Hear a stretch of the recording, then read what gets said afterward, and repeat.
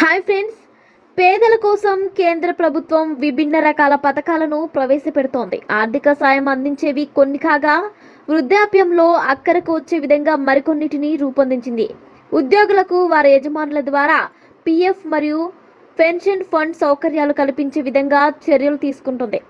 అయితే అసంఘటిత రంగంలో ఈ తరహా సౌకర్యాలు ఏవి ఉండవు. అటువంటి వారిని ఆదుకునేందుకు కేంద్రం నడుం బిగించింది.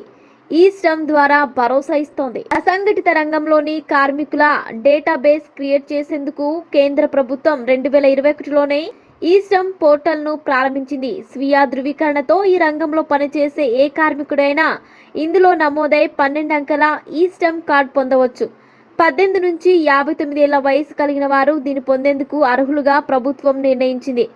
పారిశ్రామిక రంగంలోని 30 విభాగాల్లో పనిచేస్తున్న వారితో పాటు 400 వృత్తుల్లో ఉన్నవారు ఈ కార్డు పొందేందుకు ప్రభుత్వం అవకాశం కల్పించింది.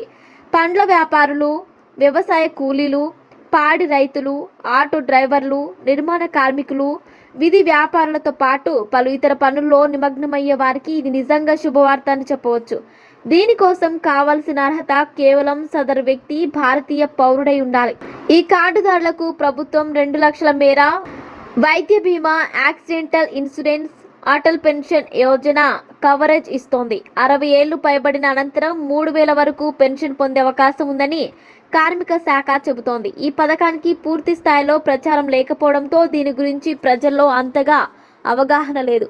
అసంఘటిత రంగంలోని ఎంతో మంది పేదలకు దీని గనక చేరవేయగలిగితే వారి జీవన ప్రమాణాలు ఎంతో మెరుగవుతాయని నిపుణులు చెబుతున్నారు. మరిన్ని ఇంట్రెస్టింగ్ అప్డేట్స్ కోసం మా ఛానల్ని సబ్స్క్రైబ్ చేసుకోండి.